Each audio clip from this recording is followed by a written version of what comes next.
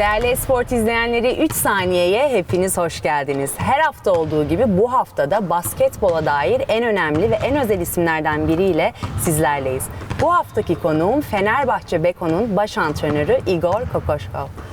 Coach, thank you. I cannot say welcome because you're welcoming us to Esport family, and thank you for accepting this interview request. Well, thank you so much for having me. Actually, wish you welcome to this our basketball home. This is a Fenerbahçe home arena, and welcome. Thanks for having me on your show. You have so many success and powerful stories in your basketball career and in your life, and you've been mentioning it also during your previous interviews, but I want to give these information to the people who are watching right now, because if I ask you, it will take 1 hour and 1.5 hours. So I am sitting here with Igor Kokoskov, who was coaching Slovenian national team on 2017 in Eurobasket and won the championship. And Igor Kokoskov is also the first non-American who won the NBA championship. And you are also the first European basketball coach, full-time basketball assistant coach in NCAA Division I. And lastly, you were the coach born and raised outside of North America, who was the head coach in NBA.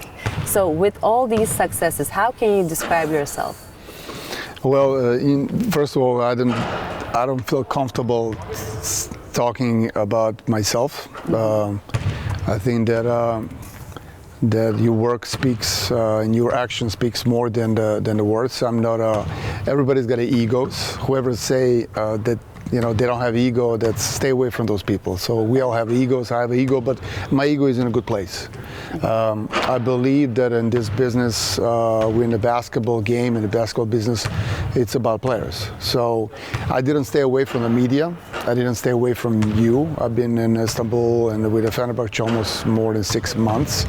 But I'm kind of staying away from the media unless I have to deal with, obviously, with the questions of fans wants to know what's going on with the team, how the team is doing, how is the preparation, etc. But story about a coach should be in the second plan. I don't think that it should be something that should be a main focus for an organization. And that's my suggestion to European sports, generally speaking, as European basketball, that focus in marketing and the media should be focused on the players. Okay. But those couple of things that you just mentioned, yes, I had few successes in my life. Yes, been 20 years in NBA. 7 Western Conference Finals, 2 NBA Finals, 1 championship, 1 All-Star game. But thanks for reminding me how old I am and how long I've been in this business. So that's what it is. But now you're the head coach of Fenerbahçe, who's one of the biggest club in Europe as soccer and as basketball too. So this also explains how successful you are, because you are here also right after Obradovic, who was the legend and who is still the legend. But now we have so much respect for you. We were having the same respect when you were coaching in NBA, but it's a special thing. And again, it's an honor for me to sit here and talk with you. And I agree with you. It's not about ego, but it's about some facts. Right. Likewise. I feel honored to be a head coach of the Fenerbahçe basketball team, especially after success and everything that Željko Obradovic did for this franchise, for this organization. It's not easy to replace a legend like Željko. But I feel like my mission is to help this organization, help this team to go through this year and to use my knowledge and experience and everything that I have and that I know that I can share with this group, and hopefully we're going to have continue having success that this team had in the last 7-8 years. I believe so, and I really believe so. I'm not saying I believe. I really believe so. Thanks so much. And I want to start also few questions with your past. I just don't want to make you feel old, but the past is past. You just did, thank you. You grew up in ex-Yugoslavia, and your father used to be the soccer player, so you grew up in an environment with sports. You were familiar with sports. So in the ex-Yugoslavia, where we call it right now Serbia or Slovenia or Montenegro, you have this mentality for the sports where you call it system, but nowadays we call it as hustle or hard working. How can you call this mentality right now when you look in Europe, the system of the sports? Well, I'm coming, regarding my background, I'm coming from the sports family. My father was a professional soccer player. So at the age of 12, 13, I was debating, should I play football or should I stay in basketball? And my high school friends, they made a decision for me. So we all play basketball, but I had no doubt. I knew that I'm going to be in sports, and I'm still in sports, and I'm happy where I am. That's I just find myself in this world. We have to understand that not just in basketball, sports in generally speaking, and whatever is happening in society, whatever is happening in a region, in economy, affects the sports. Yes, I grew up in Yugoslavia. It was a little bit different country at that time, very safe, one of the best places in the world. A lot of things changed since then, but we had a great coaches and people in basketball were saying that at that time, 30 years ago, 20 years ago, there was 3 basketball schools in the world, acknowledged 3 basketball schools. There was American basketball school, Russian, Soviet Union, and Yugoslavian. So Yugoslavian basketball school with so many great basketball players who came from that region, and also great basketball coaches. So the basketball culture was developed through the decades, a lot of hard work. A system was established.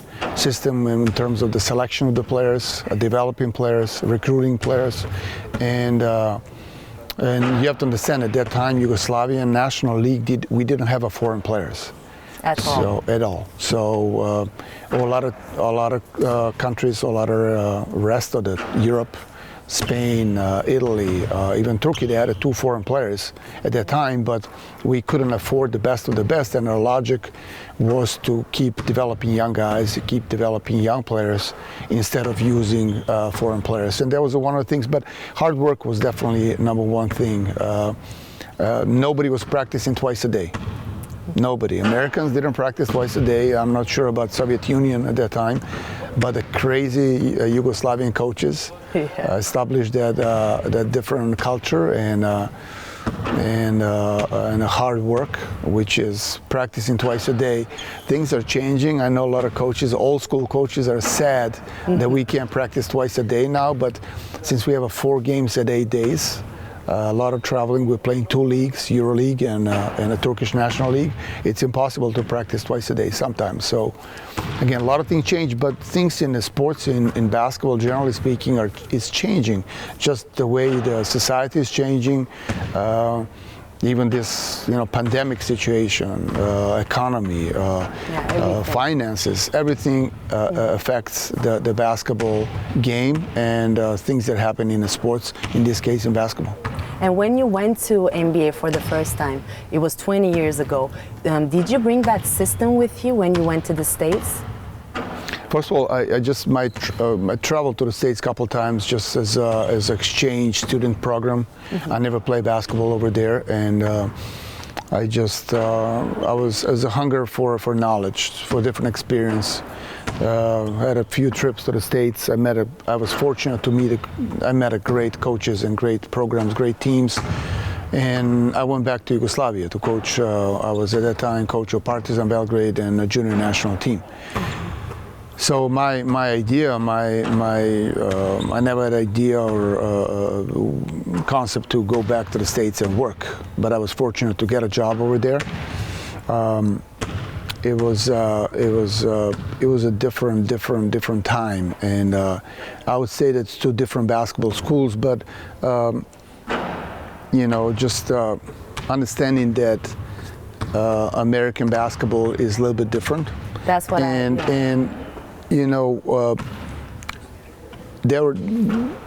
at that time we didn't have a team work. You know, our coaching staff was very small. You have to understand, 20 years we had a head coach, assistant coach, and that was it. Yeah. So look at even in EuroLeague, you have 3 assistant coaches, a few player developing coaches, etc. So the question that Americans were asking me when I moved to the States, what's your specialty? What do you know to do? And I was fortunate because I was preparing myself for everything. And practice plan, working with the bigs, with the guards, etc. So I had to be flexible, and I just told him as a joke, whatever gives me a job here, I'll be able to do it. And it really helps me because as a young coach, I was preparing myself to all different areas in the coaching, which is, you know, like I said, preparation, game preparation, studying offense, studying defense. Mm-hmm. I didn't specialize anything. I was just a simple coach. Yeah, and right now in EuroLeague, you're also, because some head coaches are, for example, Ettore Messina is also managing the stuff, managing the situation in the team. But right now you have Marcio Gherardini, obviously. You're working in the highest basketball club in Europe. But do you feel like after coming from NBA, after NBA, as a coach, you have to do managing, scouting, organizing the team. Is it like a lot of working? Yeah, I mean, it's a lot of working anyway. So, like, regardless in your job description, that's a little trend. You know, in the States, and especially in NBA, there's a trend that other teams are following. Usually the winner, the successful organizations, they are dictating the trend. So at one point, it wasn't any difference. That's evolution of the basketball business. NBA 40 years ago, it was a head coach, assistant coach, and equipment manager, and that was NBA. So as they develop business, they develop organizations, more people involved, more money on the table. So they start adding more people, right? So somebody invented front office, general managers, assistant general managers, scouting team, etc., etc., mental coaches. Like exactly. Yeah. So we're getting there. EuroLeague is getting there, but at one point, I don't know if you remember, just 7-8 years ago, owners of NBA teams, they were upset because we had a front office on one side and we had a coaching staff on the other side. Mm-hmm. The front office is picking the team, and the coaching staff is coaching the team. And they're on the same page, or same team.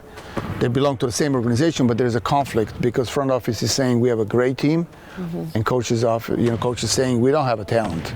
Yeah. And so owners were upset about that, and there's a couple of teams like Detroit Pistons, Milwaukee Bucks, et cetera. They were putting front office and actually general manager and head coach would be one person. Mm-hmm. So they were saying, okay, if you're head coach, you pick your team and then you coach your team. So you take all responsibilities. But unfortunately, the last couple of years, it's just proven thing that it's very difficult in this modern era. So so much area, so much things to cover that it's impossible for one man to cover everything.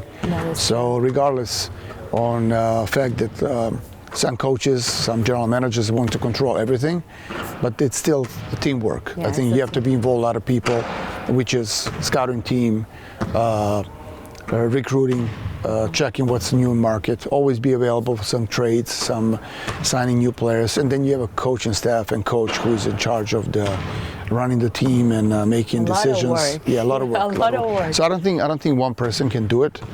Everything I think started with San Antonio Spurs, where we have a Greg Popovich who is actually president of the team and also head coach. But that's unique situation. That nothing like that. And I think Messina wanted to bring that situation. Okay, I don't know about Messina. Okay, just my opinion, my personal opinion. Yes. And since we talked about NBA, 20 years in NBA, 14 years in FIBA, 8 years in Georgian national team, couple of years in Slovenian national team, and from 2019 in Serbian national team, and right now Fenerbahçe Beko. But from your past experiences, for example, with LA Clippers, when you were with LA Clippers, you had the youngest team in NBA.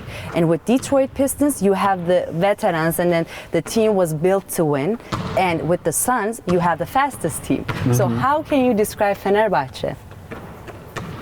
Well, first of all, European basketball is in teams in EuroLeague. It's a little bit different than NBA. You know, it seems same, but it's the game is shorter. 48 minutes versus 40 minutes, almost like five quarters versus 4 quarters game. Pace of the game, spacing, the size of the court, and generally speaking, I've been talking to NBA, talking to FIBA. I'm really advocating to have a one rule for for every and each and every league in the world.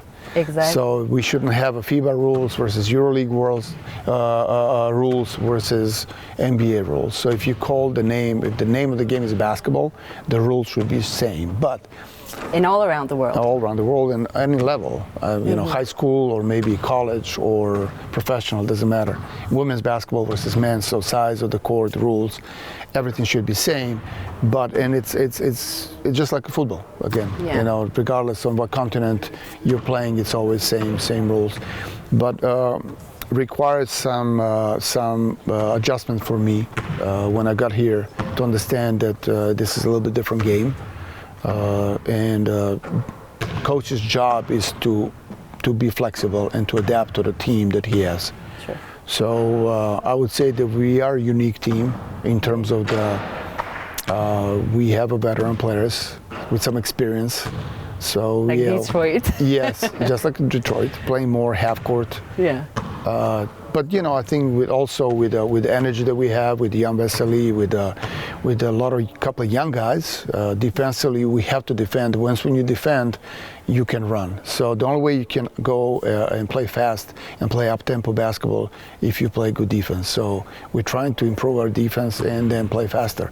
But my job is just to whatever help us winning games. That's my philosophy. Yeah, and I wanted to ask this question during the last minutes, but I just came to my mind and I want to ask you, some fans, because I announced that, I will make the interview with Coach Igor, they said, please ask this question to him. And I received so many the same question, which was, why he is mimicless? Why can't we see his gestures when he's mad, sad, or happy? When we see him smiling, we're so happy. But when we cannot see him mad, we can't be mad. So how can you argue? First of all, you have to be yourself. Yeah. Then this is entertainment business. So we are entertaining people. People are sitting at home. We have 15,000 people coming watching games, and a couple million, 30 million fans, Fenerbahçe fans watching at home. I think that the camera should be on the players. So I'm not doing this for show. I'm not doing this because to entertain people. In the heat of the game, you have to be very calm. You have to make the right decisions for the team. So the fact the camera is on me will never put me in a situation that think it's a show is for me. Okay. I'm just a part of the group. The show is for the fans, of course, and it's about players. So too much camera on the coach. That's a problem. That's a problem too. That's a problem. I'm just doing my job. My job is to make decisions for a team, and again, one great Hollywood director was saying that we are entertainment business, but don't ever believe in a legacy about yourself, because there is no one. Just the media like you, and your TV station, you create a legacy about somebody, and that's not a coach for sure. So I got to be myself. I'm definitely not doing clown show on the sideline because I'm going to entertain people. That's what I'm going to do. Of course, but I have to say this: you are right now from 2019 2020 when you signed, you're one of the biggest names in Europe. In EuroLeague, in EuroLeague basketball, and 30 million fans. We are curious about you. That's why maybe fans are curious. And after Obradovic, when we could have seen, all his gestures when he's. My only comment is too much cameras on coaches. Yeah, that's true. I agree. Fans shouldn't even acknowledge that. There is, of course, we're part of the game. Communication with the players is very important. And the only thing is, the one thing there is no confusion about how much we all humans and emotions are involved in this. Again, I'll never do this for show just because somebody expects me to do this. And also, a lot of coaches doing that as alibi. Yeah. So let's say my player missed free throw, and I'm going to stretch my arms and showing that he made mistake, and then I'm very smart, but my players are bad. But coach, can I etc. say So this? Also, this is I'll never do that. So I'll never use that sideline show just for as alibi because somebody's watching me right there. It's never going to happen. my personal opinion. I like to watch Andrea Trinchieri when he's coaching because also it's what you're calling entertainment. I like to see because yeah, that's a personal opinion. And when you were talking about your relationship during the game with the players, some camera, because there was this moment in NBA, and even Shaq was commenting about it. You had some argument, I don't know, the small talk with your player during the game when you were coaching Suns. Shaq was commentating on the player, I forgot the name, but saying that, listen to your coach, listen Igor is tough. And you remember? No, of course, it's Mikal Bridges is a great kid, great player, and there was nothing. Just again, that's camera is catching communication in the wrong time, and then we have a whole story. We're still talking about it, and nothing really happened. And by the way, Shaquille is a good friend of mine. I coach him in Phoenix, so he's just covering his friends. So on national TV, that's what it was.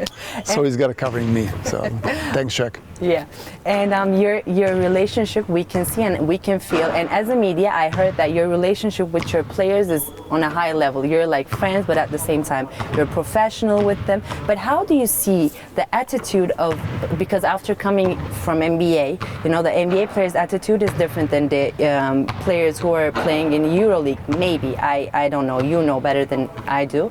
But how do you deal with the attitudes of players? This evolution. We're just, with all respect to EuroLeague, and they're ahead of us. I don't know how long, 10, 15 years ahead of us, financially first of all, and then that affects everything. Your job, my job, marketing, media, fans, presentation, show. So more money involved. They're making more money. The only profitable league in the world is NBA. We're all wasting money right now. So there is and the NBA 30 years ago wasn't profitable league either. Right now, they're a moneymaker. It's one of the best businesses in the sports business. And top 10 sports franchise, there's 3 NBA teams in the whole sports in the world. It's just they're moneymakers. We're not. So we have to understand that things going to change, and players going to change. Again, marketing is going to change, and that's evolution. It just takes time. So. No, I have no problem. I think that my relationship with the players is just a normal professional, because if we expect him to be a professional, it's just it is a job. Our parents, our family, they all have a job to do, and we have to feel that we're fortunate that we can play and we just play a game of basketball for a living. That's pretty nice privilege that we can have, but also we have the responsibilities. We have 13 million fans, maybe much more fans who loves, adores Fenerbahce, and that's responsibility. Every time when you come to work, you have to think about our little kids who are wearing Fenerbahce jersey, and they live for the Bobby, for Nando, for Jan, and all the guys. So it requires some responsibilities that we have to be aware every day. And I'm just trying to be professional, and just you got to change your world with your own example. So if we tell our players to be professional, we have to be professional too. Be prepared and give your best energy, knowledge, everything you have, and then you go home. Exactly, that's the word. Very simple, that's the job how you described. And the players like leaders, for example, during the Eurobasket, that was this famous moment when Goran Dragic was talking during the timeout on the bench to all his teammates, and you were listening, you were shaking your head as you were confirming what he was saying, and it was a pure leader what we were seeing, and you were an amazing coach next to him and standing next to him and maybe confirming what he was saying. But nowadays, how can you describe a leader player in your league? Have you seen Goran when he got in the league as a rookie? He was quiet like a little mouse. Didn't say one word, but 17 years later he is a leader. Of course, we have to understand the moment, and that he is obviously grow as a player, develop himself into one of the best point guards in NBA, one of the best European point guards who ever played in NBA. So he's a still live legend. I was fortunate to spend 4 years in Phoenix when I was coaching Phoenix Suns, and then 2 years in Slovenian national team. So the moment was right. He was a captain. He felt the game is on the line. So again, my ego was in a great place because again, it's our team. This team is not mine. The player, coaches sometimes believe in the legacy about himself. This is my team. The team belongs to the players. And that moment, he felt like I want to say something. I want to wake him up and say, the right thing was to give him a voice and let him address the moment. But leadership, it's they're saying some guys were and leaders. You got to be born as a leader. Yes, you have to have that potential. You have to have that leadership and then that in part of your character, part of your personality. But also maybe Goran is a great example that you have to develop also as you play better basketball, you become better basketball player, your confidence is higher, you feel better, and then at some point you take over the team again. Like it was a process. It was evolution for him as a player. We have a veteran players. Think about Marko Guduric was here as a role player. His role and his job description is a little bit different. Just a few years later, he's a different player here. Very true. Jan Vesely last year and this year is a different player. Nando, wherever he played, etc. Bobby, coming here 7 years ago and now is pure leader and voice and a legend of the Fenerbahce. So it's just evolution and process that some players going through, and your job as a coach is again to recognize that and to embrace that, because the leadership is very important. And I want to ask you about your life, some personal questions. What was a life changer moment in your life?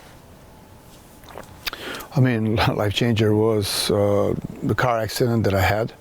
I was playing basketball. I was still 18 years old, and my dream was to play basketball. I couldn't, unfortunately. I had a severe car accident, and I was in the hospital for a long time, long recovering, and desired to stay in the sports, to stay in basketball, sent me in this direction. So I always say if I play longer, maybe I wouldn't be here with you doing this interview. But that was definitely from the business point of view, from the basketball point of view, the key. And obviously, there was a lot of moments. There's a lot of moments, getting job, first trip to the States, meeting with Quinn Snyder, who gave me first job at the University of Missouri, meeting John Hammond, who was assistant coach at University of Missouri, but he gave me a first job in NBA, and then working with Larry Brown. Joe Dumars, who was my first president. I worked 5 years for Hall of Fame. Players that I coached. If somebody asked me to pick best 5 players that I coached in my life, and I couldn't find, because I have 50. Definitely. As a Hall of Fame player. So, getting first winning championship 2004. Mm-hmm. That was, I thought the game was over. Like, nobody's going to play basketball after this. There's nothing after this. Yeah. You won a championship. Yeah. Everybody should stop playing basketball. Being the first All-Star game, it's just a dream come true. Being with Slovenian national team, even here, just being head coach of this. A lot of moments that you can recognize as a maybe focal points. And someday when I retired, then I can see it, and I can. It's going to be retrospective of all these years. Are you thinking to write a book maybe about your career? Because there were so many firsts. First non-American coach, first European coach, first... Yeah, but I have to close the chapter with something special, so this is all good part of the story, and then what's the end of the story? Maybe. Hopefully it's a happy end. I don't hope it's something tragic. We'll see. We all believe in what you're saying and what I'm assuming. And in Fenerbahce, when you arrived to Turkey, what surprised you the most? A moment maybe from a fan, or reaction, or... Nothing really, because I was here. I was in Istanbul and Turkey so many times. This is one of the cosmopolitan city, one of the world capital cities. I was always been amazed with the city, with the hospitality, with such a versatile city, and with the different flavors, culture, restaurants, lifestyle, social life, everything, just size of the city, people. So, and I was actually here, I believe, 6 years ago as just I was waiting for another job in NBA, and I spent some time with Željko Obradović in Fenerbahce. So I was Željko's guest. I stayed with him and his family, and I was here every day watching practices, meeting a lot of guys who are still here. So, you know, Maurizio Geraldini, we knew each other from the way before that, but, you know, just being comfortable with all this part of the city, with the arena, with the people in the organization. So nothing was everything expected. And do you like just Turkish food? Yeah, it's very, very, very good. Very do you have good. like a favorite place? But a lot of similarity with the Balkan food. Yeah, definitely. So we just, even home cooked meal, it's very, in Serbia, it tastes very, very Turkish. Okay, all right. And in life, when we're talking about life, what do you believe in the most in life, generally? Oh, it's a deep question. It's a tough question. But, you know, it's just happiness, you know, like I think this situation with the pandemic, I hope just put our awareness and our awareness and mindset, generally speaking, not individually and as a society, and on a different level, understanding how you know, normal life is a privilege that we maybe took it for granted. Definitely. And today, I mean, just taking, you know, family for a walk and have us sit in your coffee shop and have a nice cup of coffee, it's just privilege that we don't have today. And how, you know, little it takes for us to be happy and to enjoy the life. And you know, we have the part of the human's behavior, just the madness and selfishness and jealousy and all this stuff we should put on the side. And that's why, even perspective of the sports, we just play basketball. We just competing and playing the game of basketball to entertain people. And we're talking about those little kids who are wearing jerseys and look at these guys as idols and somebody as a role models. So just I think that we should, I hope this unfortunate situation with the pandemic, with the virus, is it's a wake-up call for everybody, individually, and again, us as a society, that just to change a little perspective of a life and to be more appreciative what we have on every day. And we just play basketball. Exactly. We just play basketball. That's a motivation. But when the basketball goes down for you, or when the team plays bad or lower level, how do you motivate the team, and how do you mentally motivate yourself during the games? Well, you have to be, first of all, you have to be professional. You have to move on, focus on the next one. You can't feel sorry for yourself. Pat Riley, the Hall of Fame coach, was saying that there is only two things in the sports, not just basketball. It's just winning and the misery. There's nothing between. So you win a games, everything's great. You win in a championship. Yeah, or just the way we beat Red Star. You know, it's a beat a buzzer and make a point, and then everything is positive. Everything is different, and the meeting is different, and practice is different, and the media, you are different towards me. So like everything is. And you lose the game by 1 point, and completely changes perspective and angle of the game. So again, I do have responsibility towards the Fenerbahce fans and the team to come prepared and ready and focus on the next one. And then you got to pick up yourself and just understand that the next game, we always say the most important game of your life is next one.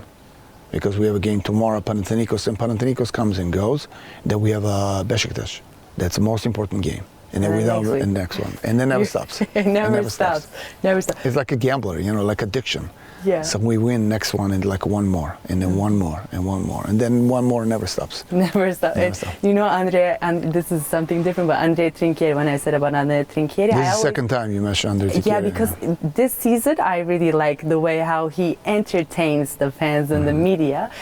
He says, you know, when I read all the schedule of EuroLeague and the German Basketball League, I only drink red wine just to keeps me calm. That's how he handles it, for example. Yeah, you know? good. And that's life. I just, you know, given an information. And lastly, if you have a message to the, especially Fenerbahce fans, what would you say to them? I really appreciate the love and respect they have for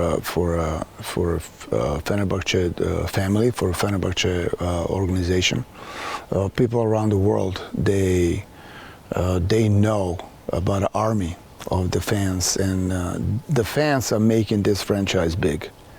Not just the 12 players on the court, coach who drinks red wine. That's not the fans are making this franchise special, and they're worldwide, in all over the Europe, all over the world, and especially in. It's just again, for me, it's a privilege to be here, to be part of the family, to be one of the member, and as long as I'm here, I'm going to be myself, and everything I have, experience, knowledge, time, energy, I'm gonna dedicate to and try to win next game, and whatever we go with there. And I cannot wait when the pandemic is over, this arena to be full, and I cannot wait to go to the press conference room and ask you a question right after when you see this atmosphere. And I'll ask you the same question. How did I do tonight? How was exactly, how was it? How was my choreography on the sideline?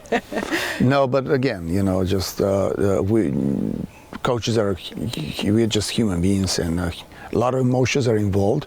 But again, I don't want my emotions to be overwhelmed with emotions. I got to be very rational, very calm, and make right decision for a team. Emotions are always involved in this, but I'm not doing that for show. I just coach for Fenerbahçe fans. From throughout our program and interview, I think all the fans and all the media would listen to your words, and they would be, and the camera guys, they would be very, serious when they will record. Or no, but it's going to change, because EuroLeague is going to try to make money. Basketball, Turkish basketball league is going to try to make money. The marketing's got to go through the players, because players are making money. They're representing franchise, and that's going to change. So once in 5, 10, 15 years, when we start making more money, and as much money as NBA, then the focus is going to be on the marketing, and the media is going to be on the players. And coaches just follows. We just make decisions for them. I don't think so. We love our coaches in EuroLeague. Okay. We really do. Coach, thank you so much for spending time with us.